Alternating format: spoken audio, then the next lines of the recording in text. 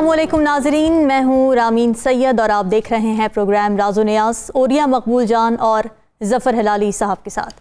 नाजरीन, election commission की जानिब से तोशाखाना केस का फ़ैसला सामने आने के बाद से क़यास आराइयों का सिलसिला जारी है और तफसीली फ़ैसला न आने पर PTI की जानिब से कई सवालात उठाए जा रहे हैं। दूसरी जानिब अवाम की नज़रें अब इस्लामाबाद हाई कोर्ट पर मरकूज़ हैं, जहाँ इस फैसले को चैलेंज कर दिया गया है।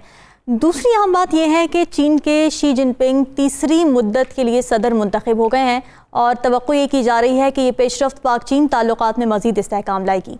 इसके अलावा अफगानिस्तान के मामले पर अमरीकी पॉलिसी में एक बड़ा यू टर्न आया है, इसको भी गुफ्तगू का हिस्सा बनाएंगे।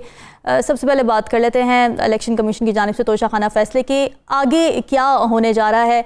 ओरिया साहब, चहमगोइयाँ हो रही हैं, क़यास आराइयों का सिलसिला जारी है, 3 रोज़ हो चुके हैं इस फैसले को आए हुए, क्या देख रहे हैं आप, आगे क्या होने जा रहा है? देखिए, पाकिस्तान में ये रवश जो है ना, ये कुछ चंद सालों से ये रवश है, इसने इख्तियार किया कि हम लोग जो हैं कि हम शॉर्ट ऑर्डर कर रहे हैं और फिर कहते हैं हम बाहर का जो तफसीली फैसला हम कुछ अर्से के बाद दे देंगे। ये आज से 8-10 साल पहले ये रवश कभी भी जुडिशरी में नहीं थी। यानी इसका मतलब ये है कि आपने एक कंक्लूजन पे पहुंचे हैं और उसके पास आपको लिखने के लिए टाइम ही नहीं मिला, या अगर लिखने का टाइम नहीं मिला तो इसका मतलब है कंक्लूजन आपने ड्रॉ कर लिया और आप पूरे रिकॉर्ड में से सबूत ढूंढ रहे हैं, चीज़ें ढूंढ रहे हैं, वहाँ से निकालने के बना रहे हैं। ये अदालतों में तो आ गया था। इलेक्शन कमीशन में ये पहली दफ़ा हुआ है कि इस तरह की सूरत हाल है कि वर्डिक्ट जो है वो एक छोटा सा वर्डिक्ट सुना दिया गया है। उसके साथ एक और बड़ी अजीबोगरीब बात हुई है कि इस वर्डिक्ट की कुछ एक्सट्रैक्ट जो है सोशल मीडिया पे या अखबारों पे आम हुए। आज अखबार भरे पड़े, कल भी भरे पड़े थे सारे, और ये फैसला दिया जा रहा है, ये उसकी लाइन्स हैं, ये फलां चीज़ है।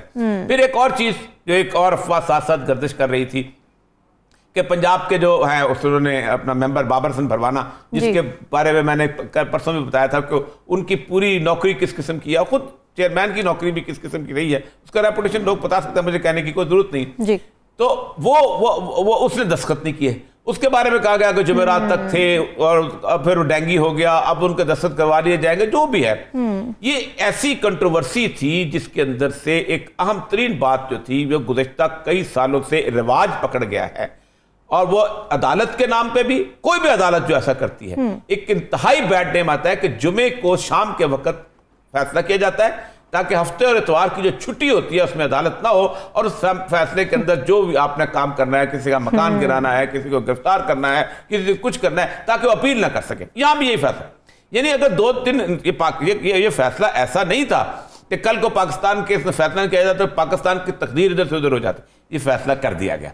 उसके ऊपर इमरान खान साहब जो हैं वो वहां अपना उसमें अपील में चले गए, बुनियादी इतराज भी लगा दिए गए हैं कि ओरिजिनल फैसला आएगा।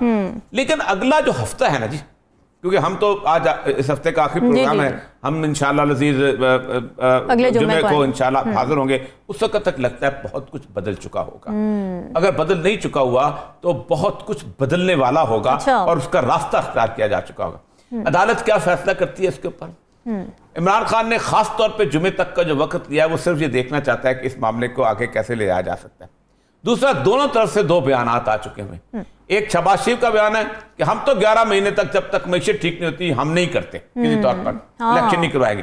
दूसरी तरफ इमरान खान का मुकम्मल तौर पर एक डिससेटिस्फैक्शन का इजहार है कि ये किसी तौर पर इलेक्शन नहीं कराना चाह रहे। असल मसला यह है कि किसी भी मुल्क में जब अपोजिशन और हुकूमत के दरमियान गुफ्तगू में सिंसियरिटी खत्म हो जाए, जब एक दूसरे को धोखा देने का एलिमेंट मौजूद हो जाए, तो फिर उसके बाद वो उस मुल्क के अंदर क्राइसिस बिल्टअप होता है। मैंने कल भी मिसाल दी थी 1977 की कि भुट्टो साहब जो थे वो नेगोशिएशन कर रहे थे और वो चाह रहे थे कि कोई ना कोई तरीके से उनको एक ऐसी इंटरनेशनल सपोर्ट मिल जाए ताकि वो अपोजिशन को दबा दे, और अपोजिशन भी मुज़ाकरात कर रही थी, लेकिन असगर खान जो है फौज को खत लिख रहा था कि आके टेक ओवर करो। तो इसका मतलब यह है कि वो 6 लोग जो कि उस वक्त बैठे हुए थे वो मुल्क को एक ऐसे क्राइसिस की तरफ लेके जा रहे थे जिसमें तशरीफ ले आए। तो अगर तो ये दोनों इसी मामले के अंदर चलते रहे तो अगला हफ्ता जो है वो ऐसा क्राइसिस का बिल्ट हो सकता है कि जिसके अंदर छोटा सा टिगर, और अब मैं बताऊं, जब तक मुल्क के अंदर जुलूस पुरअमन रहे उस वक्त तक बाकी मामला ठीक हो जाते हैं, लेकिन जब जुलूस में कोई ऐसा वाक़या हो जाए जो 2 या 4 लाशें दे दे तो आप सोच सकते क्या होता है। अयूब खान के जमाने के अंदर जब पॉलिटेक्निक कॉलेज का लड़का पिंडी में मरा था तो अयूब खान ने कमिश्नर रावलपिंडी को बुला के कहा था कि यू आर माई एनिमी, तुमने क्या किया है, ये तुमने एक लाश दे दी है और वो तो पुराना जमाना था, मीडिया नहीं था, सब कुछ। अब तो लाश का, अब तो गोली की चलने का आगाज हो तो आप मीडिया पे आ जाते हैं। असल मसला ये है कि अगला हफ्ता जो है ये बहुत अहम है, अदालत के हवाले से भी, इलेक्शन कमीशन की इज्जत के हवाले से भी, इमरान खान की मूवमेंट के हवाले से भी, और उसके साथ साथ बाकी एस्टेब्लिशमेंट के भी, कि एस्टेब्लिशमेंट की आखिरी हरकत थी इमरान खान के हवाले से। बिल्कुल, अगला हफ्ता आने वाला बहुत अहम कंसीडर किया जा रहा है। हिलाली साहब, आप क्या समझते हैं क्या होने जा रहा है? अब अभी रिलीफ फैसला भी सामने नहीं आया है, वजूहात तो बहुत सारी बताई जा रही हैं, लेकिन क्या लगता है आपको, जानबूझ के कॉम्प्लिकेशंस पैदा की गई हैं इसमें? देखिए, औरिया साहब ने कहा है कि इलेक्शन कमीशन की इज्जत, मैं तो समझता हूं कि जो इज्जत थोड़ी सी जो थी वो भी गायब हो गई है। अच्छा, इलेक्शंस तो वैसे ही पाकिस्तान में सब लोग कहते हैं रिग होता है, और रिगिंग, इलेक्शन कमीशन का भी हाथ उसमें होता है, लोग कहते हैं, और हर इलेक्शन लोग कहते हैं हैज़ बीन रिग्ड, मगर हर इलेक्शन जो है it has been declared valid, माने किसी ने ये नहीं कहा कि फिर से करो।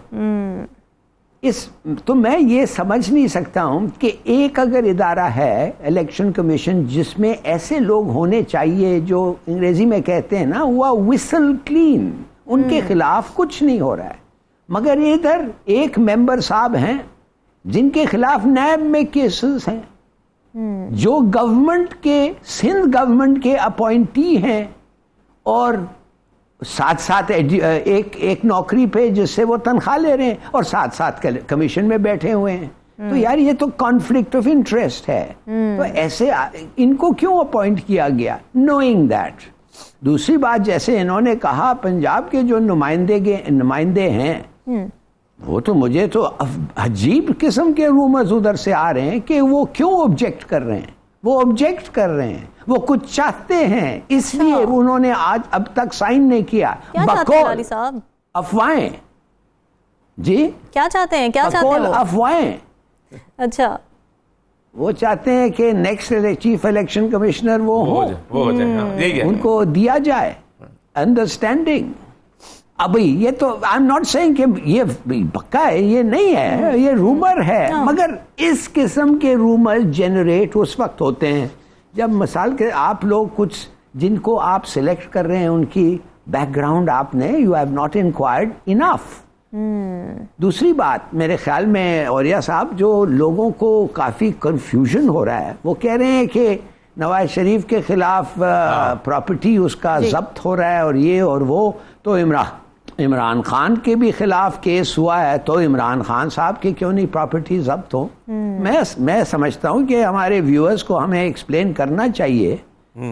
और अब उसका जो फाइन है उसको आप कैसे कंपेयर कर सकते हैं इमरान खान का ऑफेंस। इमरान खान ने, माफ करिए, उसने तो इस्तीफा दे दिया था जिस सीट से वो उनको डी सीट कर रहे हैं अब, वो तो रेजिग्नेशन दे दिया था। तो मुझे समझ नहीं आती है कि वो मियाँ वाली से तो रिजाइन कर गए थे। तो ये अजीब सा वाकई, ये लोग जो सोच रहे हैं कि ये अजीब किस्म के सजाएं। मसला ये है कि हमारे साथ मसला ये है कि जब कोई वाज़ेह फैसला ना हो रहा हो ना, तो फिर होता है कि ये प्रोसीजरल रेगुलरिटी इस चक्कर में डाल के उसको खराब करते हैं। अब ये नवाज शरीफ का जो केस है, ये इसके ऊपर 1 अक्टूबर 2020 को नैब कोर्ट ने कहा था कि इसने इसकी और आसफ जरदारी, ये जो कारों का जो केस था रोस्तोशा खाने वाला, इसके ऊपर उन्होंने कहा था इनको अटैच किया जाए। और अटैच करने की बुनियादी वजह ये कारों का केस नहीं था, फ्यूजिटिव लॉ, ये तो अपने घर में मौजूद है, इसको तो आप दगल भी बुला सकते हैं, और अटैच इसलिए सीज किया। लेकिन वो कहते हैं कि चूंकि बैलेंस करना है, ये सूरत हाल है। असल मसला जनाब ये है कि इस वक्त जितने भी लोगों को लगाया जाता है, हिलानी साहब आप तो एडमिनिस्ट्रेशन का हिस्सा रहे हैं, हमने भी जिंदगी गुजारी है, हमेशा वो लोग लगाए जाते हैं कि जिनका माजी दार हो, जो प्लायबल हो, जिनको दिखाया जाए कि देखो तुम पिछले अपनी माजी में ये करते रहे हो, अब हमारा काम आओ तुमने। ये इलेक्शन कमिश्नर जब लगाए जाते हैं, जब नैब के चेयरमैन लगाए जाते हैं, जब इस तरह की चीजें लगाई जाती हैं, कभी ये सोच के नहीं लगाए जाते कि ईमानदार हों। हमेशा वो लोग लगाए जाते हैं। मैं एक तो लोगों को तो मैं विटनेस हूं कि जिनको खासतौर पर कहा गया कि एक चीज सेक्रेटरी होते थे उसके गिलगित बल्तिस्तान के, जी, बिल्कुल ठीक है। और ये सब इसी हवाले से और मजीद कुछ अहम मौज़ूआत पर भी गुफ्तगू करेंगे। इस वक्त टाइम हुआ एक ब्रेक का। Stay with us.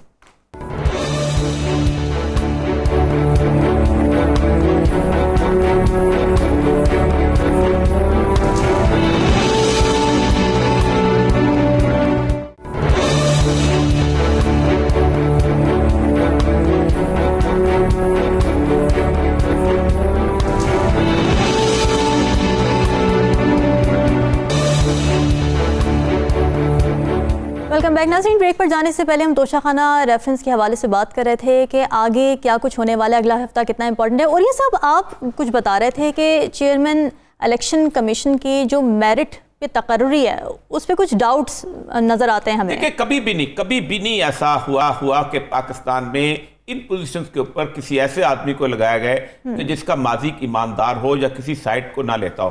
बस आपको याद होगा अरशाद हसन खान चीफ जस्टिस थे तो उन्होंने खास तौर पे मुशर्रफ को एक्सटेंशन दी थी और मुशर्रफ साहब जो थे वो उनके लिए उन्होंने उनको कहा था कि तुम आइन में अमेंडमेंट कर सकते हो, और उनको चीफ जस्टिस से उतरने के फौरन बाद चीफ इलेक्शन कमिश्नर भी लगा दिया गया था। उन्होंने वहाँ पर इलेक्शन भी करवाया अपनी मर्जी से, और जिस तरह वो आपको पता ही है कि उस इलेक्शन से इतने मुतनाज़ा हुए थे आप सोच नहीं सकते। उसके बाद आगे आ जाए तो नैब के चेयरमैनशिप में जनरल अमजद को लगाया गया, तो जब उसने जरा सा भी बिहेव करने की कोशिश की गई तो फिर ऐसे लोगों को चुन के नैब पर लगाया गया जिनसे उनसे पॉलिटिकल इंजीनियरिंग कराई जाती हो और जिनका माजी दागदार हो या ना हो लेकिन वो झुकने के काबिल हो। खुद कमर जवान साहब दूसरे तीसरे जितने लोग थे, इन लोगों को जब नवाज शरीफ वगैरह ने इन्होंने सेलेक्ट किया था तो उनके पीछे आप उठा के तारीख देख लें, लंबे चौड़े केसेस होते थे जो जिसके ऊपर इंक्वायरियां भुगत के आए होते, खा वो किसी इस तरफ से व इस तरफ से। तो ये कहना कि ये लोग को बहुत ईमानदार तौर पर हम सिलेक्ट करते हैं, खा ये मिलके करें, ये नामुमकिनात में से। इन बड़े ओहदों पे हमेशा एक वो लफ्ज बोला जाता है ब्यूरोक्रेसी में, प्लायबल कहते हैं, ये चलाए जा सकते हैं। तो ये है असल मसला।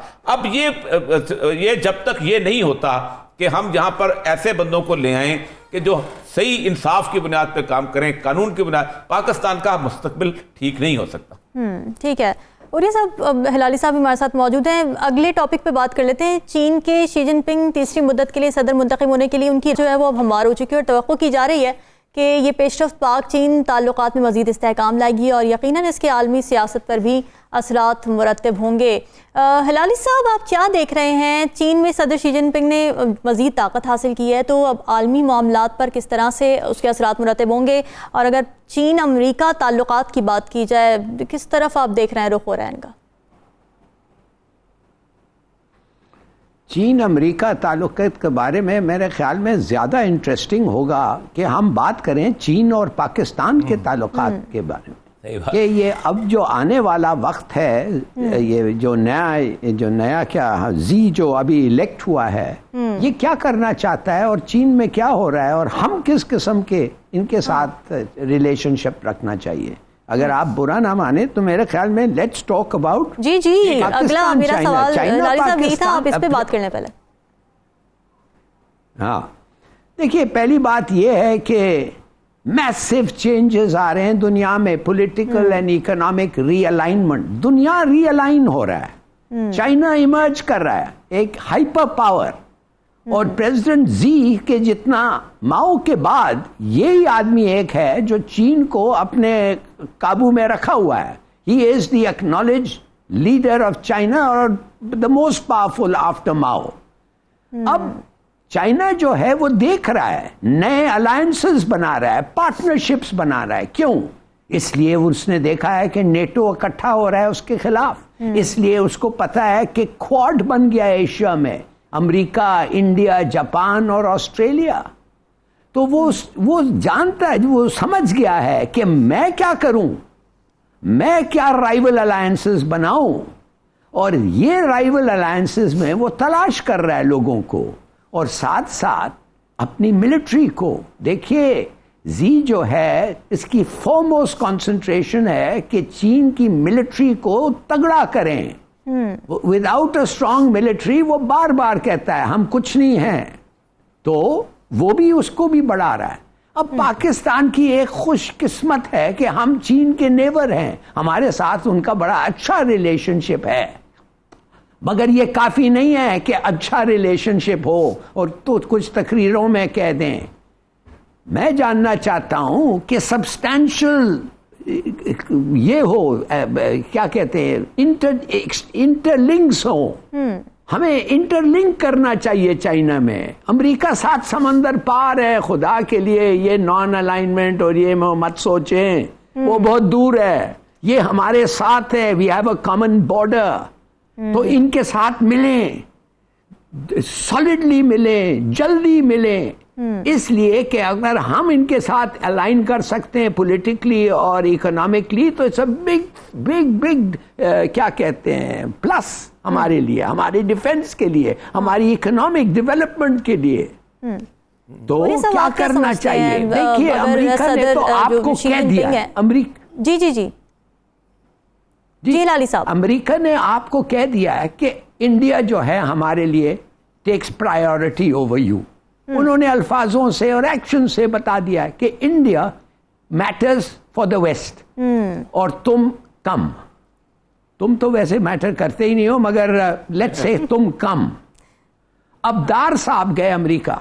देखिए, दार साहब और हमारे जो नवाज शरीफ साहब और दूसरे भी हैं, जो अंजरदारी साहब भी, वो सब समझते हैं कि they have a very special relationship with America. तो दार साहब भी गए अमेरिका, और क्या हुआ आपको मैं बता सकता हूं कि उस किस्म के मीटिंग्स जो जार चाहता था उधर हो, उन लोगों के साथ जो दार चाहता था कि वो पाकिस्तान के बारे में अगर उनसे साउंड आउट करना उनको और उनको मिलाप लाना, वो नहीं हुआ, वो नहीं होने दिया उन्होंने।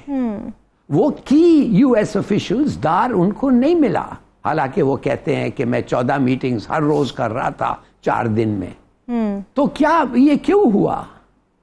ये इसलिए हुआ है कि अमेरिका जानता है कि आपकी अहमियत उनके लिए उतनी नहीं है जो इंडिया के है। और वैसे भी अगर इंडिया का भी फैक्टर नहीं होता, आप एक छोटे weak economic, it's a small economically not strong और पॉलिटिकली डिवाइडेड कंट्री, तो वो नहीं समझता है कि आपका कोई खास रोल होगा। हाँ, रोल है ऑन सर्टेन इश्यूज, मगर वो नहीं जो इंडिया का है। अब आपको मैं बताता हूं, सब लोग कह रहे हैं अब शहबाज शरीफ साहब जा रहे हैं। I think this is very important. दार ने तो कुछ खास हासिल नहीं किया जब अमेरिका गया, वो खास नहीं किया। अब ये जा रहे हैं, इनके बड़े एक्सपेक्टेशंस हैं। ये तो एक 10,000 मेगावाट सोलर प्रोजेक्ट चाहते हैं कि चाइना फाइनेंस करे। क्या चाइना करेगा? क्या चाइना सीपेक की एक्सपेंशन करेगा और जितने $1 बिलियन उसने वादा किया था कमिट करने के लिए वो करेगा? जाली साहब, आज खबर ये भी आई है कि एक और इकोनॉमिक जोन बनने जा रहा है। सकते हैं? नहीं, वो उसका डिस्कशन हो रही है। बिल्कुल।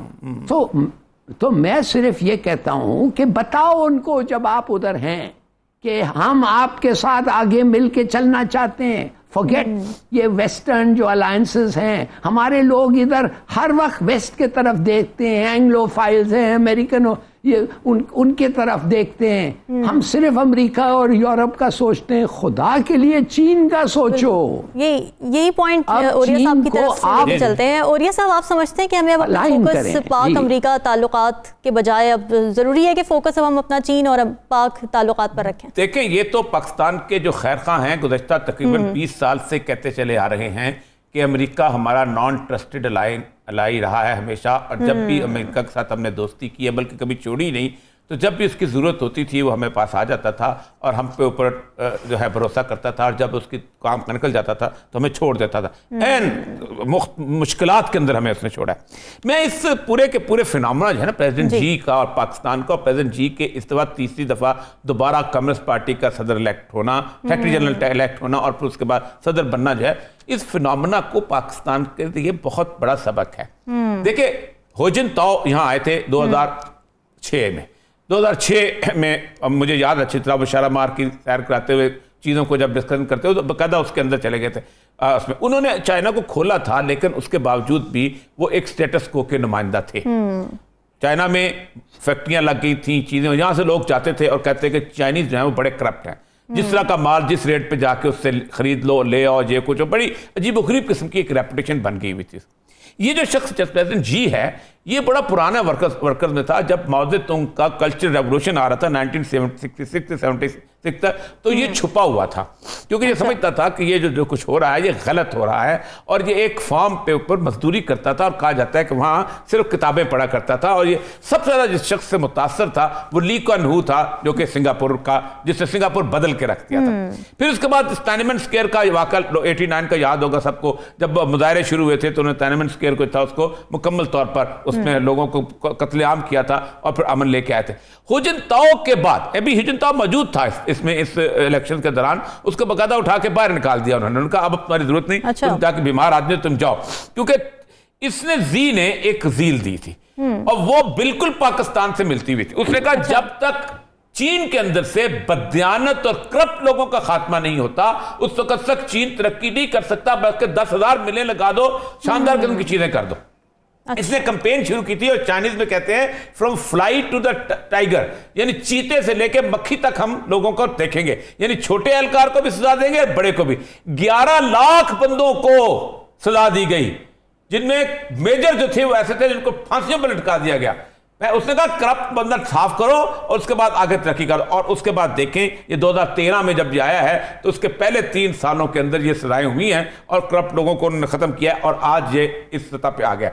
2008 में मैं कुछ तकरीबन 21 दिन के लिए चीन जब गया था, हिलारी साहब तो फॉरेन ऑफिस में उनके सारे डेस्क को बेशफात तौर पे जानते हैं। चाइनीज ये समझते थे कि अगले 25 साल तक कम से कम हम सिर्फ इकोनॉमिक पावर बनेंगे और उसके बाद हम कुछ नहीं करेंगे। लेकिन इसके आने के बाद उन्होंने कहा इकोनॉमिक पावर का तस्वर छोड़ दो बगैर मिलिट्री पावर के, वो कच्चा खा जाएगी हमें। आप खुद सोचें, उसने जब आके उसने तकरीर की है, अपने ली कुआन हू आखिरी तकरीर जब चीन की है, उसने कहा कमाल की बात आप करते हैं, जितने जहाज इस वक्त चीन के साहिल पे खड़े हैं अमेरिका के, इनमें से अगर एक जहाज भी अमेरिका के साहिल पे खड़ा हो तो अमेरिका दुनिया में तमाशा बना दे। लेकिन उस बंदे ने इस सारी एनसर्कलिंग के बावजूद भी अपने आप को खड़ा किया। सीपैक की सूरत हाल आई। अब इस वक्त सूरत हाल यह है कि हमारा मामला यह है कि हम डावाडोल किस्म के लोग हैं। ये सीपैक कभी यूं जाता है ऊंचा, कभी यूं जाता है। बयानात में हम कमाल की बात है, मुझे अच्छी तरह याद है कि चाइनीज एम्बेसडर ने कहा था कि हमारा जो ML1 है हम उस पर काम करना चाहते थे, हम रेलवे लाइन बनाना चाहते थे ताकि एक बहुत जबरदस्त किस्म का एक पैसेज बन जाए और दुनिया की तेज रफ्तार लाइन बनाना चाहते थे। लेकिन हम शायद खान अब्बासी के जमाने में हम वापस लौट गए थे। चीनी नहीं चाहते थे कि उनके पैसों से या ऑरेंज ट्रेनें लाहौर शहर के अंदर बढ़ाई जाए और यहाँ इलेक्शन जीता जाए। चीनी नहीं चाहते थे कि उनका मेन रूट जो था उसको निकाल के तेजी से ग्वादर तक पहुंचने के बजाय अपने अपने प्रोजेक्ट से बिल्टअप किया जाए और कोल प्रोजेक्ट लगा के दूसरी चीजें लगा के। ये वो सारी चीजें हैं जिसके ऊपर चीन के तफदात हैं। मैं आपको अंदाजा करूं कि एक जमाने में चाइनीज ने यहां तक कह दिया था एम्बेसडर ने कि अब हम बराह रास्त सूबों के अंदर जो है फंडिंग करेंगे और उनको बराह रास्त उसको देखेंगे। ये हमारी हालत रही है। हमारा चीन के ऊपर भरोसा जो है वो उस तरह का है कि अमेरिका ने कान मरोड़ा तो हम दुबक के बैठ गए, अमेरिका ने कान छोड़ा हमने कहा चीन हमारा जा रहा है। और ये पाकिस्तान को हलाली साहब बिल्कुल ठीक कहते हैं कि अब अमेरिका अब मुनाफकत वाली या दोगली पॉलिसी छोड़नी पड़ेगी। एक कैंप इख्तियार करना पड़ेगा, या चीन का या अमेरिका का। चीन का करेंगे तो अमेरिका को छोड़ो, अमेरिका का, और अमेरिका का कैंप जो है उसके धोखे बहुत ज्यादा हैं और उस कैंप के वफादार भी पाकिस्तान में बहुत ज्यादा है, सियासत में भी और सिविल ब्यूरोक्रेसी में। ये वो लोग हैं जो पाकिस्तान के मफाद में पाकिस्तान का फैसला नहीं करने देते। ये वजह है कि आज हम खराब है। मेरा ख्याल है कि जो तीसरी दफा अगले 2 हफ्ते में वो प्रेसिडेंट भी इलेक्ट हो जाएंगे, मेरा ख्याल है कि पाकिस्तान को रीअफर्म करना चाहिए और सोचना चाहिए। और इस मसले में मैं आपको हैरान होता हूं कि मैं आपको रसूल अकरम सल्लल्लाहु अलैहि वसल्लम की 1400 साल पहले एक हदीस सुनाना चाहता हूं। जी जी। आपने फरमाया कि बैज़ाल खराब पे दुनिया के अंदर खराबी पैदा होगी। कि आपने 1400 साल पहले बता दिया था कि चीन के साथ दोस्ती आपके फायदे में है, आपके दुश्मन का दुश्मन बनेगा वो, ठीक, आपके दोस्त का दोस्त बनेगा वो। हालत यह है कि वही जो साहब ने कहा है कि इस वक्त अमेरिका जो है वो भारत का दोस्त है। और वो जो कैमरन मंटर ने कह दिया था ना पाकिस्तान की अब कोई हैसियत नहीं, अब हमारा मैदान जंग वाघा से लेकर सिडनी तक है। असल मसला इस वक्त यह है कि पाकिस्तान को उसी पैटर्न के ऊपर चीन के साथ ताल्लुकात रख के आपको आगे बढ़ना पड़ेगा। हिलारी साहब, आप क्या समझते हैं अब जो इस वक्त नई हुकूमत है, आप देख रहे हैं कि वो फोकस करेंगे या उनका टिल्ट है कुछ चाइना की जानिब, और उनके दौर में अब सीपैक पर काम पर जो रुक गया था पहले हम देख रहे थे, कुछ असर पड़ सकता है? पहले तो ये है कि बहुत सारे लोग हैं और कुछ लोग मुझे कहा गया है, मुझे कोई सबूत नहीं है, की पोजीशंस में हैं जो रुकावट बने हुए हैं हमारे और चीन के मिलाप में। अच्छा, I don't know if it's true, और अगर ये सही है तो उनको मेरे ख्याल में उनका जगह नहीं होना चाहिए पाकिस्तान के की इंस्टीट्यूशंस में। दूसरी बात जो मैं आपको बताना चाहता हूं कि खुदा के लिए देखिए, तालिबान से बात करने के लिए हम पैदा हुए हैं कि अमेरिका और तालिबान को एक एक से फैसिलिटेट करने के लिए, इसलिए हम वजूद में आए हैं, इसलिए वजूद में तो खैर नहीं, इसलिए कि हम यही हमारा काम रह गया है। भाई तालिबान और अमेरिका एक एक से बात किए हैं, बैठ के एक एग्रीमेंट साइन किए हैं। हम तो उस एग्रीमेंट पे उधर नहीं थे ना कतर में, उसके बाद भी उन लोगों बैठ के बात किए हैं, उसके बाद भी इम्प्लीमेंटेशन ऑफ द एग्रीमेंट। तो ये क्या कहा जाता है कि पाकिस्तान की जरूरत है अगर वो ताले में बात करना चाहते हैं? बिल्कुल गलत, वो नहीं बात। साहब, हम अगले सेगमेंट में इसी बारे में बात करेंगे। इस वक्त एक ब्रेक का टाइम हुआ है, स्टे विद अस।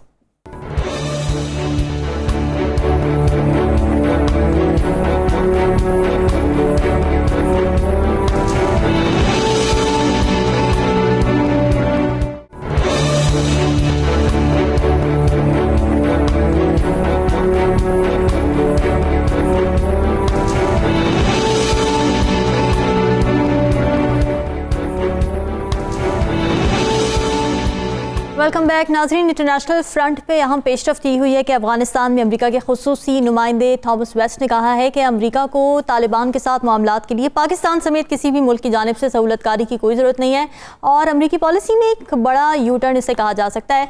और ये सब क्या समझते हैं, अमेरिका को इस तब्दीली की क्यों ज़रूरत महसूस हुई है?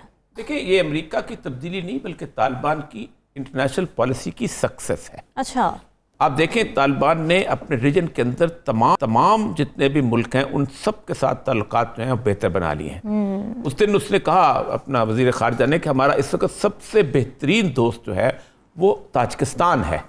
आप खुद सोचें कि उन्होंने बाकायदा गैस जो है वो तुर्कमानिस्तान से लेके आ रहे हैं और पाकिस्तान से सस्ती गैस बेच रहे हैं। उन्होंने ईरान के साथ समझौता किया है और ईरान से तेल ले रहे हैं और पाकिस्तान से सस्ता तेल लेके आ रहे हैं।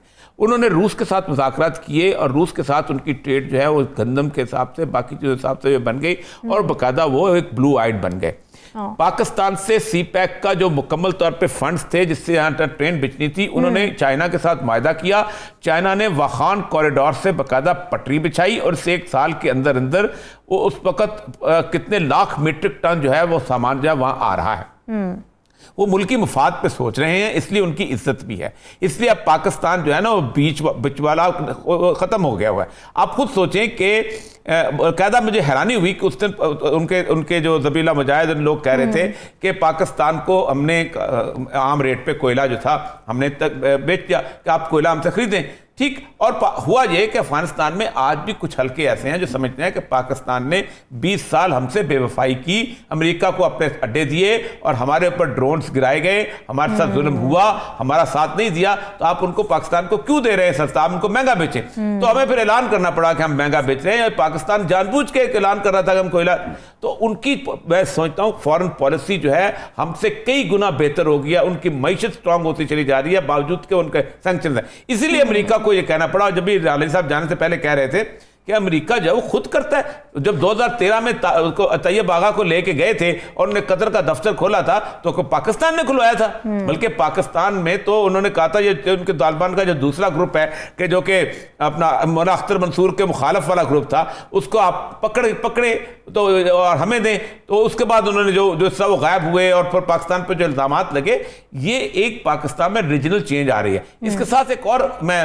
चाहूंगा बताना कि पाकिस्तान ने ये ऐलान किया है कि वो अफगान मुहाजिरीन जो यहाँ पैदा हो जाए, बाय बर्थ हो, उनको नेशनैलिटी दे दी जाएगी और वो 10 लाख के करीब लोग जो है वो नेशनैलिटी हासिल करेंगे। अब आप खुद सोचें कि आज मैं पढ़ रहा था उनका तालिबान का कि तकरीबन 30,000 इस महीने में मुहाजिरीन वापस आए हैं, यानी अफगानिस्तान में स्टेबिलिटी आई। बकायदा उन्होंने उनके एंट्री पॉइंट्स बताए हैं। ये 10 लाख वो होंगे, ये वही है कि जो मैच के पाकिस्तानी पासपोर्ट लेके वहां पहुंचे थे और मैच में जाके पाकिस्तान वालों के खिलाफ जो है उन्होंने वहां पर हंगामे किए थे और वहां पर पाकिस्तान के खिलाफ नारे लगाए थे। हमारी कोई कंसिस्टेंसी नहीं है, कोई पॉलिसी का मामला नहीं है। अमेरिका कहेगा तो अफगानिस्तान की हुकूमत हमारी दोस्त है, अमेरिका कहेगा तो अफगानिस्तान की हुकूमत हमारी दुश्मन है, अमेरिका कहेगा तो हम रूस से लड़ेंगे, अमेरिका और वहां आते हुए अमेरिका कहेगा तो हम अमेरिका से नहीं लड़ेंगे बल्कि अमेरिका से मुखालिफ लड़ने वालों को बम मारेंगे। हमने तबाह कर दिया अपने सारे के सारे मामला। हिलारी साहब, आप क्या समझते हैं, अमेरिका का ये बयान अफगानिस्तान की सिफारती कामयाबी है, जैसे कि ओरिया साहब ने कहा, अग्री करते हैं आप इस बात से?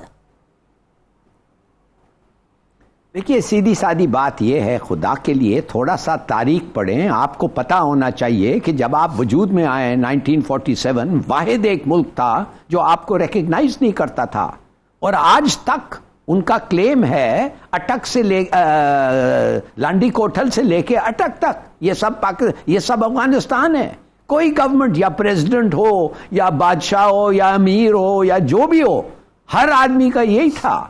अब खुदा के लिए ग्रो अप और अंडरस्टैंड। उन्होंने आपसे वादा किया था कि हम दहशतगर्दी अपने मुल्क में तुम्हारे खिलाफ नहीं होने देंगे, झूठ।